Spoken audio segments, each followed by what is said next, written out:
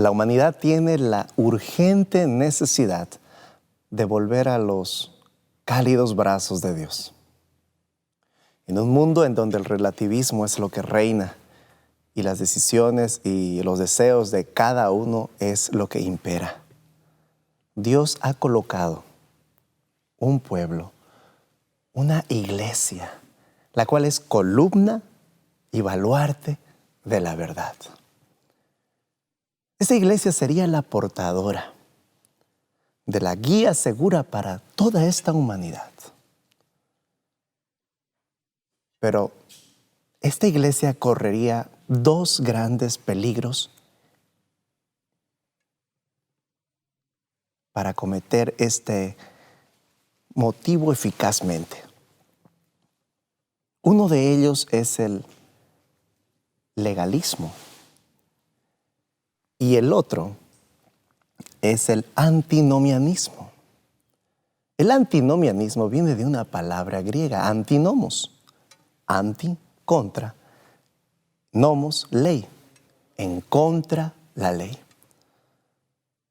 La iglesia, que tendría que ser la sal para preservar la corrupción, que no entre la corrupción en la humanidad, tendría esos dos grandes problemas dentro, los cuales evitarían que cumpla la función de sal y luz en la tierra como Jesús lo diría.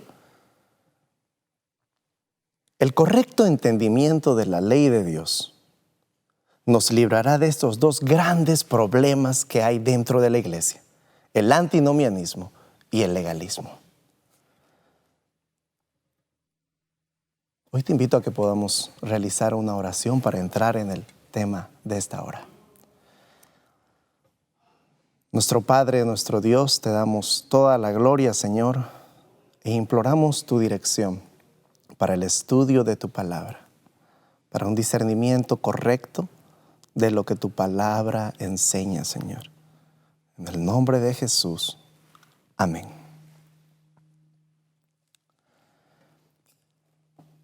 Hoy entraremos a la segunda parte de nuestro estudio y seguiremos analizando la ley de Dios. Ahora, tenemos que entender un principio muy importante, que la ley fue dada por Dios, escrita por su propio dedo. La ley fue dada por Dios, cumplida o avalada por los profetas. Y cuando Jesucristo vino a esta tierra, cumple la ley. Entonces, la ley fue dada por Dios, confirmada por los profetas y cumplida por nuestro Señor Jesucristo. Si no nos desenfocamos de esos tres puntos importantísimos en la palabra de Dios, evitaremos en caer en errores en el entendimiento de la ley de Dios. Ahora, antes de entrar a lo que es el antinomianismo y el legalismo, vamos a ver el verdadero uso de la ley de Dios. Comprendiendo ese uso de la ley de Dios en la salvación del hombre, vamos ahora a ver las distorsiones que de ahí vienen, y de ahí que tenemos los antinomianismos y los legalistas. Quiero que veamos lo siguiente. Vamos a ir a Gálatas capítulo 3, versículo 24. Un versículo muy claro en cuanto al uso de la ley. El libro de Gálatas capítulo 3, versículo 24. Dice: de manera que la ley ha sido nuestro ayo. Y como habíamos visto, la palabra ayo en otras Biblias está traducida como tutor. El griego ocupa el paidagogos, que era el siervo que se encargaba de llevar al niño a que este niño sea formado, este niño pueda estudiar, este niño pueda crecer intelectualmente. Este siervo evitaría que este niño tome distracciones o se salga del camino que los padres habían provisto para él. Entonces, la ley ha sido nuestro ayo para llevarnos a Cristo, a fin de que fuésemos justificados por la fe. Entonces, la ley cumple esa función de llevar a la persona a Cristo Jesús. Y ahora vamos a ver de qué manera. Vamos a ir a Romanos capítulo 7, versículo 7. El libro de Romanos, capítulo 7, versículo 7. Dice, ¿qué diremos pues? ¿La ley es pecado? En ninguna manera. Pero yo no conocí el pecado sino por la ley. Porque tampoco conociera la codicia si la ley no dijera, no codiciarás. Entonces, ahí vemos una gran función de la ley como un espejo que muestra al ser humano su pecado.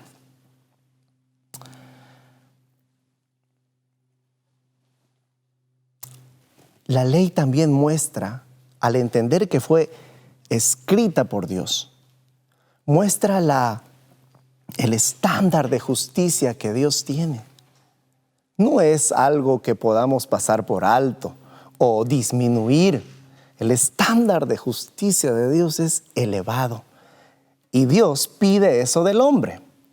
Dios tiene todo el derecho de pedir ese estándar elevado al hombre, por una sola razón, porque Él creó al hombre con la ley escrita en su corazón, con la naturaleza en él de hacer la voluntad de su creador.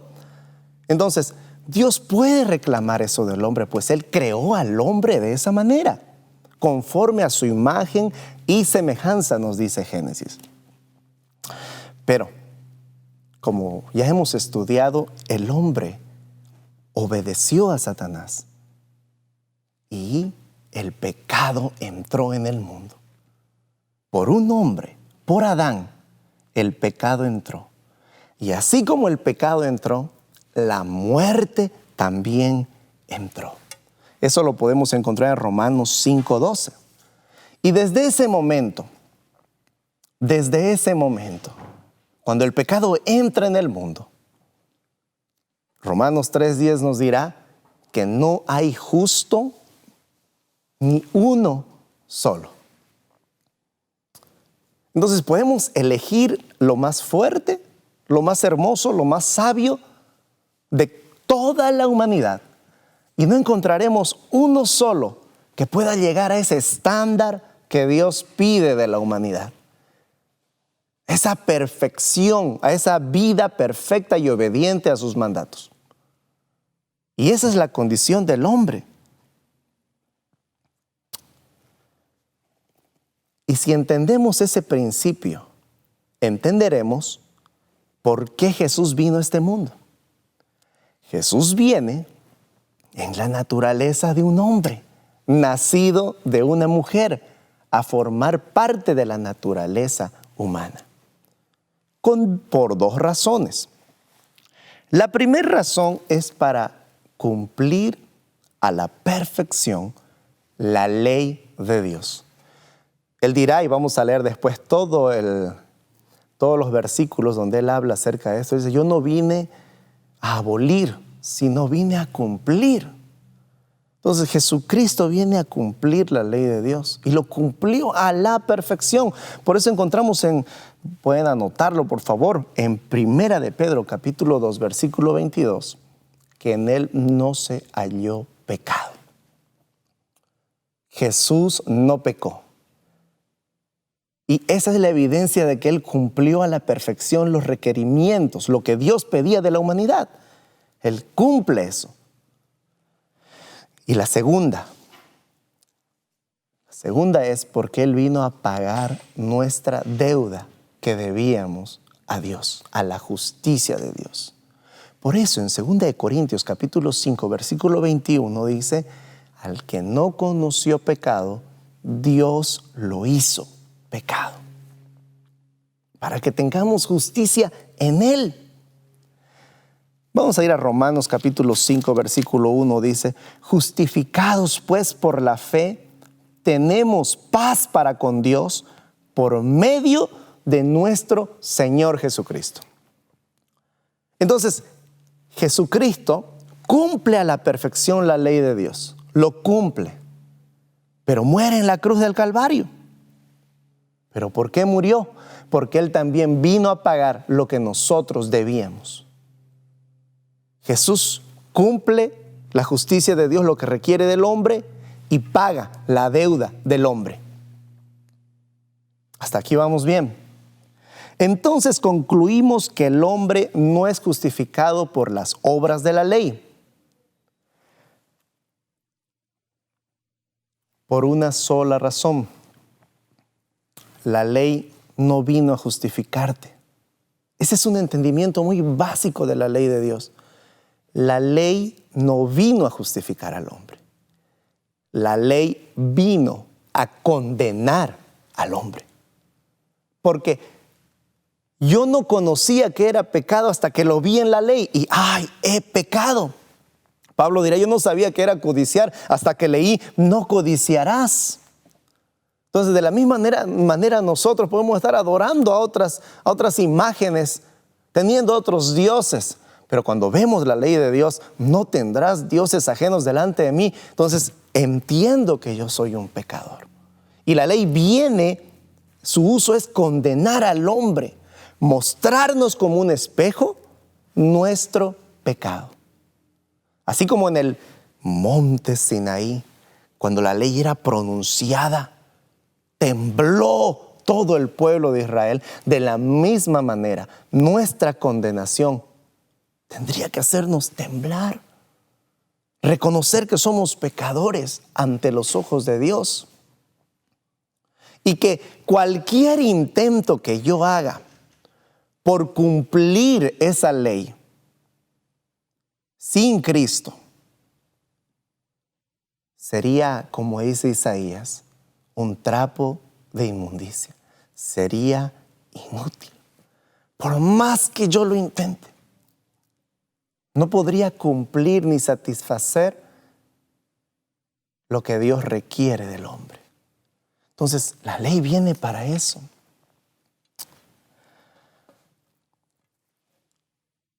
Nos coloca en una situación como Adán, desnudos y en vergüenza ante tal justicia de Dios.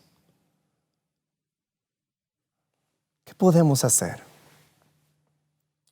Lo primero, reconocer que hemos pecado contra Dios. Reconocer nuestra enemistad contra su reino, su ley y su persona.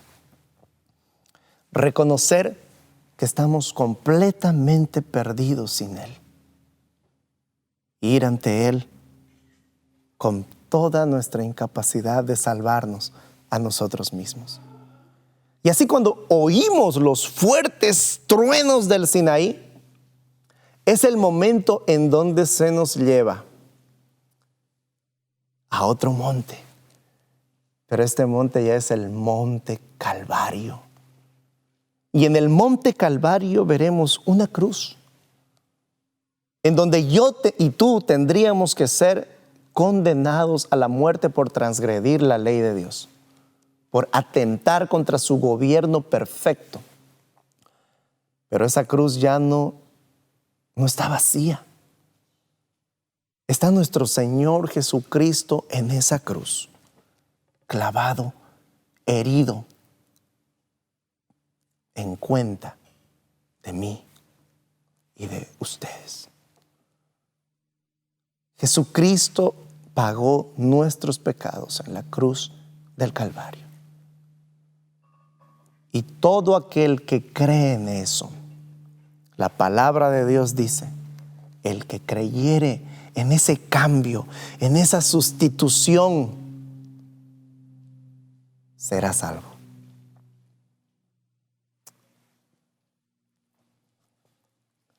¿Pero por qué lo hizo? Vamos a avanzar un poquitito más. ¿Por qué hizo Jesús eso? ¿Será que el ser humano era merecedor de que un ser precioso, santo y puro muera de la manera más vil de un delincuente en esa época por mí? ¿Será que yo gané de alguna manera ese acto, de ese intercambio que hubo por mí? Todo fue por gracia y misericordia de Dios. Y Pablo dirá, por gracia sois salvos por medio de la fe, creyendo en eso. Creyendo en eso serás salvo por medio de la fe. Y dice, para que quede claro, no por obras, para que nadie se gloríe, sino que toda la gloria sea para aquel que hizo todo por el ser humano y salvarlo y devolver la paz eterna en el reino de Dios. Ese es nuestro Señor Jesús. Hasta aquí vemos el correcto entendimiento de cómo el Señor salva al hombre. De un mal entendimiento a lo que acabamos de hablar, nacen dos caminos: el antinomianismo y el legalismo.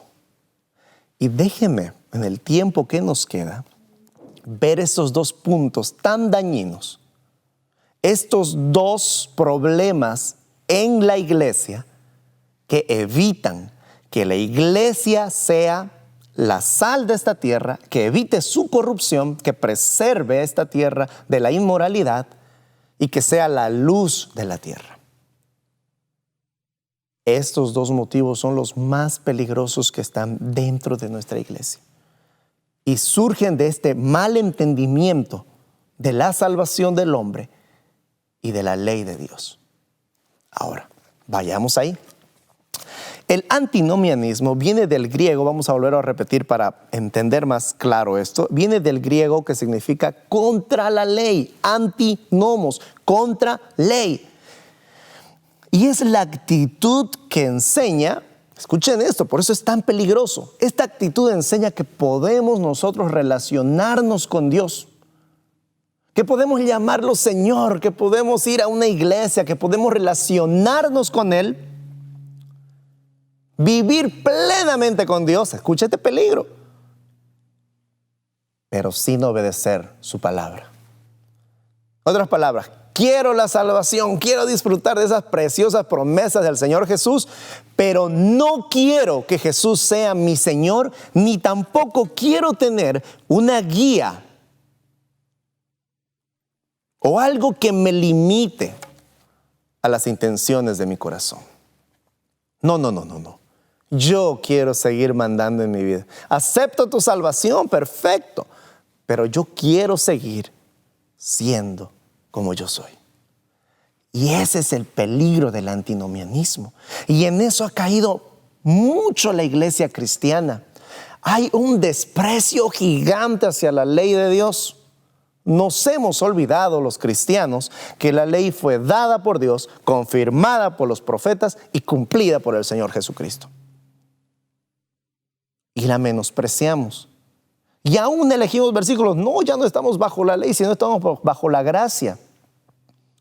Y vas a menospreciar algo que dio Dios, que lo escribió con su propio dedo, que los profetas lo avalaron y que Jesús lo cumplió. Vas a ser tú diferente a Jesús y menospreciar algo que Él dijo, vine a cumplir. Escuchen esto, Jesús dice que ni una jota y ni una tilde va a pasar.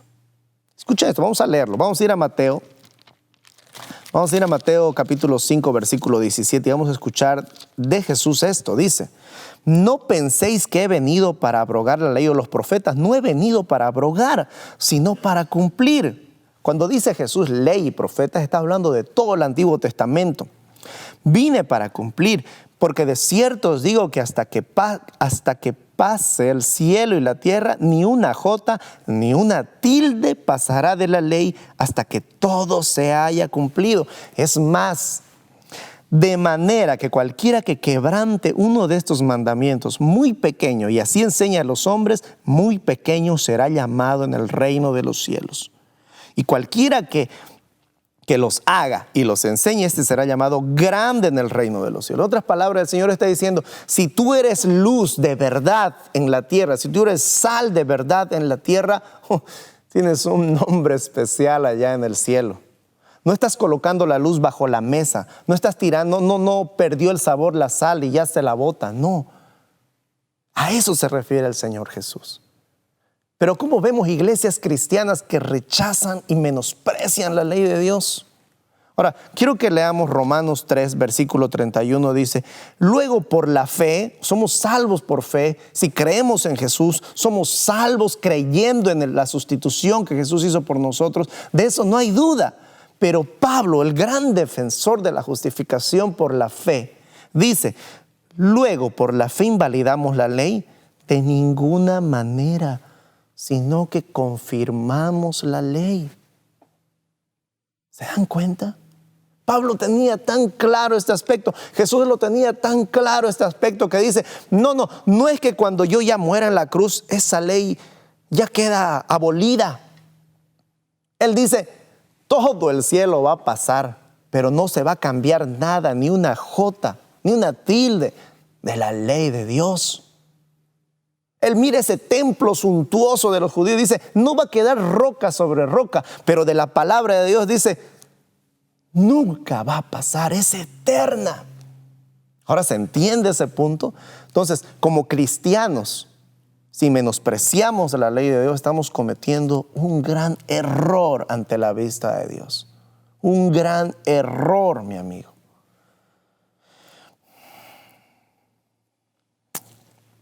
El menosprecio de la ley de Dios ha traído miseria a las naciones que no son cristianas, han traído miseria a esas naciones, pero también ha traído miseria dentro de las filas del cristianismo. El hijo pródigo, todos conocemos esa parábola que cuenta Jesús. El hijo pródigo quería vivir sin la autoridad del padre y quería complacerse a sí mismo.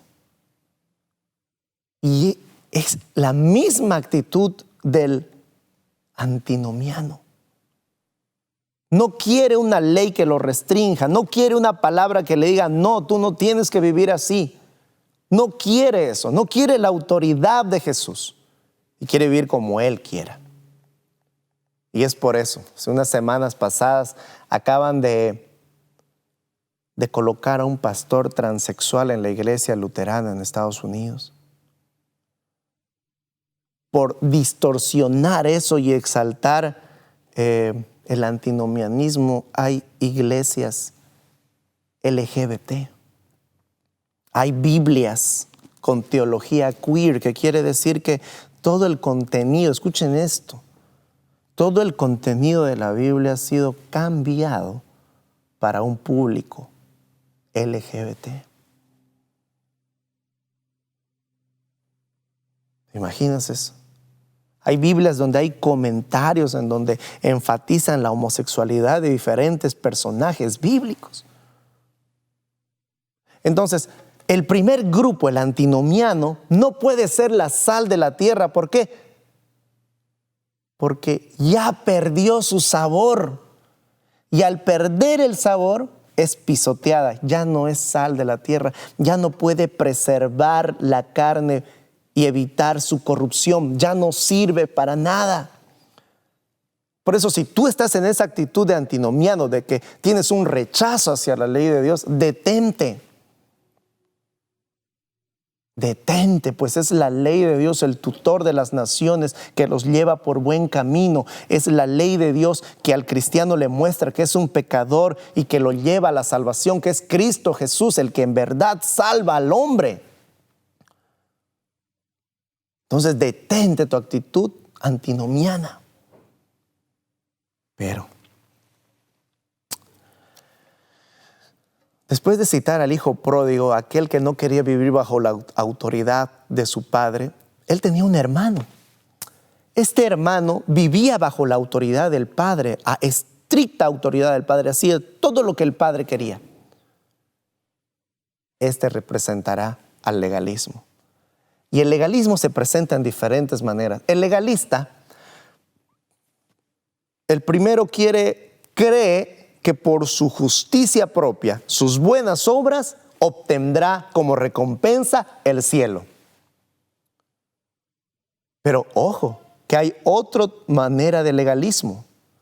Aquella persona que sí cree por la gracia de nuestro Señor Jesús somos salvos, y que cuando Jesús nos salva, nos deja en un estado en donde Él se aleja y dice, muy bien, ahora te doy un tesoro precioso que es la salvación. Ahora quiero ver cómo tú vives, cómo tú te comportas. Quiero que tú preserves esa salvación por ti mismo. Vamos, hazlo. Y vemos a personas que sí creyeron a nuestro Señor Jesús y experimentaron la salvación, pero ahora piensan que en sus hombros está el salvarse y llegar al reino de los cielos. Qué ironía, ¿no?